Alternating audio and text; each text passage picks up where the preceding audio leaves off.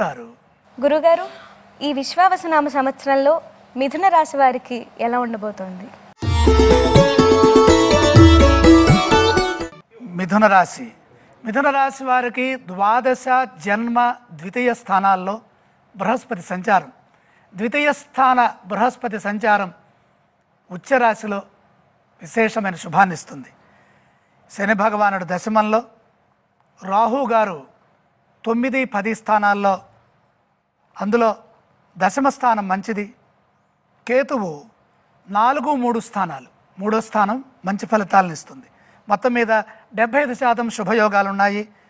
ఆదాయ రీత్యా చూసినప్పుడు పరిపూర్ణమైన ఆదాయం ఉంది. 14 ఆదాయము, వ్యయం 2, రాజపూజ్యం 4, అవమానం 3.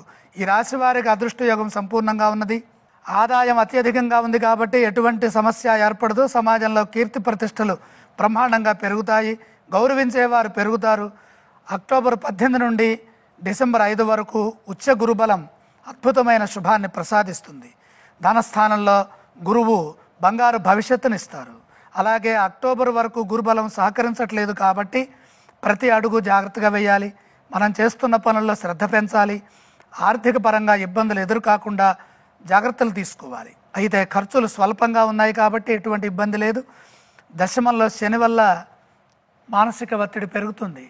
పని చేస్తున్నప్పుడు ఆ పనిలో శ్రద్ధ తగ్గుతూ ఉంటుంది. శ్రద్ధ తగ్గకుండా చూసుకోండి. అందుకు శని ధ్యానం ఉపకరిస్తుంది. రాహు దశమంలో అనేక లాభాలను ప్రసాదిస్తారు. నవమస్థాన గతుడైన రాహువు ఇబ్బందులు ఇస్తాడు కాబట్టి రాహు ధ్యానం చేయడం మంచిది. 4వ రాశిలో కేతు సంచారం సహకరించదు, కానీ తృతీయ స్థానంలో ఉన్న కేతువు శుభాన్ని ప్రసాదిస్తారు. మొత్తం మీద బ్రహ్మాండంగా ఉన్నది మిథున రాశి వారికి. అదృష్టయోగం 75% యోగిస్తున్నప్పటికీ కృషిని బట్టి 100% అదృష్టంగా మార్చుకునే అవకాశం ఉంది. విద్యలో ఏకాగ్రత పెంచండి, కష్టపడి చదువుకోవాలి.